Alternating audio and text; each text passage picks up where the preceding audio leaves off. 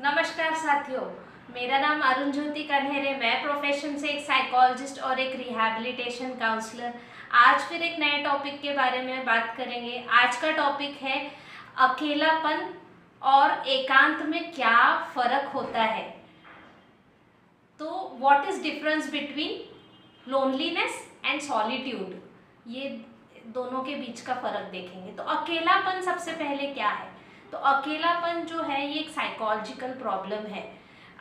ये कब आता है, जब हमारे लाइफ से कोई चीज़ चली जाती है। हम हमेशा लोगों से घिरे हुए रहते हैं। बचपन से हमने यही सीखा रहता है कि सबके ऊपर साथ डिपेंडेंट रहे। जैसे बचपन में पेरेंट्स, फिर थोड़े बड़े हुए तो दोस्त, फिर उसके बाद हस्बैंड या वाइफ, उसके बाद बच्चे। इस तरीके से हम हमेशा किसी ना किसी के साथ ऊपर डिपेंडेंट रहे हैं। तो जब वो लोग हमारे लाइफ में नहीं रहते हैं, तब जब हम उनके बिना रहते हैं, तब हम एकांत अकेलापन महसूस करते हैं। ठीक है। तो अकेलापन हमें डिपेंडेंट बनाता है दूसरे के ऊपर। हम पहले से अपने डिसीजंस नहीं ले पाते थे, इसी वजह से हम लोग उनके लोगों के ना रहने के वजह से जो फीलिंग्स आती है वो अकेलापन है। इसके ये अकेलापन सीवियर स्टेज में जाके एंजाइटी, डिप्रेशन या बहुत सारे सीवियर मानसिक स्थिति में इंसान को लेके जा सकता है। डर उत्पन्न करता है ये अकेलापन कि अब मेरा क्या होगा, ये लोग तो नहीं है, अब मैं क्या करूँगा। तो सोचिए, वो उससे ही, वो बातों से ही सोचिए कि ये एक डिपेंडेंसी की भावना है। तो इसका ही उल्टा होता है एकांत। एकांत मतलब सॉलिट्यूड। तो ये सॉलिट्यूड जो होता है ये सेल्फ रियलाइजेशन से आता है। जब हम खुद को समझने लगते हैं तो आता है सेल्फ रियलाइजेशन। और ये एक ब्लेसिंग की तरह होता है एकांत, कि आप अकेले टाइम स्पेंड कर रहे हैं खुद के साथ, तो एक ब्लेसिंग की तरह होता है ये। तो इसमें क्या है, आप धीरे धीरे अपने स्ट्रेंथ्स को समझने लगते हैं, अपने वीकनेस को समझने लगते हैं, अपने हॉबीज़ को समझने लगते हैं, अपने इंटरेस्ट को समझने लगते हैं, अपने इमोशंस को समझने लगते हैं और उसको सॉल्व करने की कोशिश करते हैं खुद से, किसी और के ऊपर डिपेंडेंट हुए बिना। तो आपके हाथ में वो हथियार आ जाता है कि किसी के लाइफ से चले जाने के बाद भी आप लाइफ को जी सकते हैं। तो एकांत आपको एक स्ट्रेंथ देता है। तो ये कुछ चीज़ें, आप अपना बेटर वर्जन बन सकते हैं। जो पहले अब हम होते हैं वो हर किसी की एनर्जीज हमारे ऊपर छा जाती है, उनके साथ कोलैबोरेट हो जाते हैं, उनकी तरह जीने की कोशिश करते हैं। लेकिन एकांत में जब हम खुद को समझने की कोशिश करते हैं, हम दूसरों की तरह नहीं, खुद का बेटर वर्जन बनने की कोशिश करते हैं। तो ये है डिफरेंस एकांत और अकेलेपन के बीच में। अब एकांत की तरफ बढ़ा कैसे जाए। तो सबसे पहले एकांत को समझने की कोशिश कीजिए। इसे एक श्राप की तरह नहीं, एक ब्लेसिंग की तरह एम्ब्रेस कीजिए। इसको समझिए ब्लेसिंग की तरह कि अकेले आपको वक्त मिला है। तो अकेला वक्त मिलना भी बहुत बड़ी बात होती है, तो उसको एक ब्लेसिंग समझना है। दूसरा, मेडिटेशंस में आप जा सकते हैं। मेडिटेशन के साथ शुरुआत कीजिए। उससे क्या होता है, आपको खुद को समझने में, खुद को टाइम देने में आपको मौका मिलता है। आपके इमोशंस को अकेले में बैठ के समझने की आपको उतना वक्त मिलता है। तो वो एक चीज़ कर सकते हैं। दूसरा, आप कर सकते हैं कि एक बात आप समझ लीजिए कि नथिंग इज़ परमानेंट। जो व्यक्ति ये समझ लेता है वो एकांत को बहुत अच्छे से समझ सकता है। आपने सुना होगा, दुर्घटना से देर भली।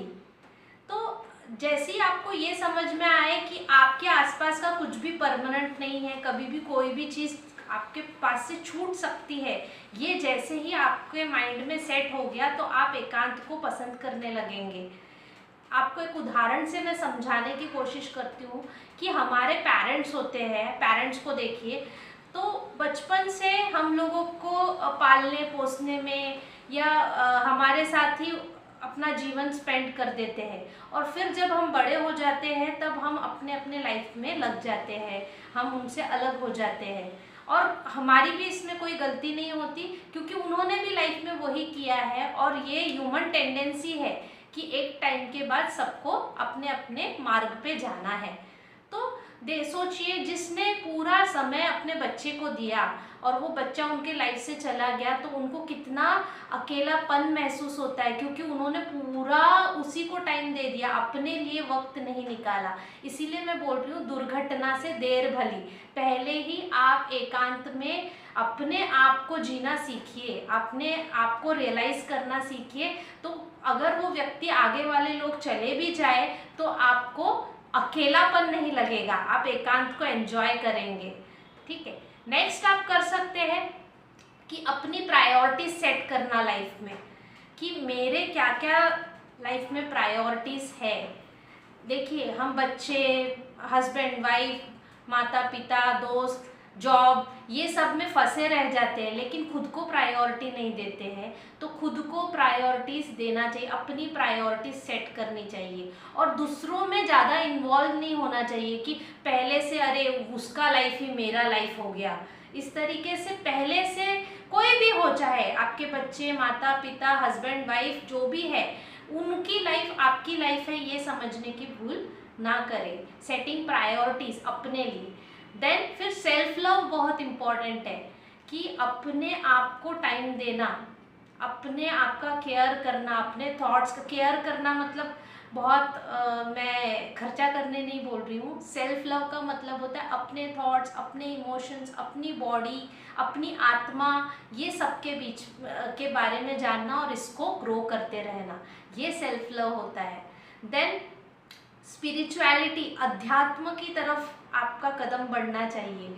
जैसे ही आप समझेंगे कि आत्मा की जर्नी क्या है, अध्यात्म क्या है, आप क्या है, ये जैसे जैसे आप सोल से कनेक्ट होंगे, अपने आत्मा से कनेक्ट होंगे, तो आपको एकांत पसंद आने लगेगा, और आप ये दुनिया का जो जाल है मोह माया का, उसमें नहीं उलझेंगे। और कोई आए या लाइफ से जाए, आपको फर्क नहीं पड़ेगा। आप अपना काम करते रहेंगे, उनके लिए अपनी ड्यूटी करनी है सबके लिए, लेकिन उसमें उलझना नहीं है। ये आप जान लेंगे जब आप स्पिरिचुअलिटी, अध्यात्म की तरफ बढ़ेंगे। तो ये एक चीज़ आप कर सकते हैं। दूसरा, लाइफ को रेस नहीं समझना है, लाइफ को एक जर्नी की तरह लेना है। रेस कैसा, दिन में सुबह उठे, वही सब काम किया, ऑफिस गए, भागदौड़ करके आए, बस वही रूटीन लाइफ चलते जा रहा है। थोड़ा सा संभलना और ठहरना ज़रूरी है, क्योंकि क्या होता है कि हम ये चीज़ें करते करते बहुत हमारा एज निकल जाता है, फिर लास्ट में लगता है मैंने तो सबके लिए सब कुछ किया, मुझे आखिर मिला क्या? शांति तो मिली नहीं। शांति कैसे मिलती? क्योंकि हम लोगों ने लाइफ को रेस की तरह लिया है, शुरू से आखिरी तक भागदौड़ करते रहे हैं। हमने खुद को समझा ही नहीं, खुद के लिए टाइम निकाला ही नहीं। हम क्यों जन्म लिए हैं, ये बात को हमने समझा ही नहीं, अपनी आत्मा को समझा ही नहीं। तो खुद को टाइम देना, सेल्फ रियलाइज करना, ये बहुत इम्पॉर्टेंट है। लाइफ को एक जर्नी की तरह लेना, एक एक क्षण को जीना, ये आप एकांत से सीख सकते हैं। तो सबसे इम्पॉर्टेंट, जब आप मेडिटेशन शुरू करेंगे तब आपको ये चीज़ें रियलाइज़ होगी। होप आपको समझा होगा कि एकांत और अकेलापन, ये दोनों में क्या अंतर है और एकांत के क्या फ़ायदे हैं। मैंने अपने डिटेल्स जो है इस लिंक चैनल के डिस्क्रिप्शन बॉक्स में मेंशन किया है, आप प्लीज़ चेक कर सकते हैं अगर आपको कोई भी पर्सनल साइकोलॉजिकल गाइडेंस या काउंसलिंग की ज़रूरत हो। Thank you.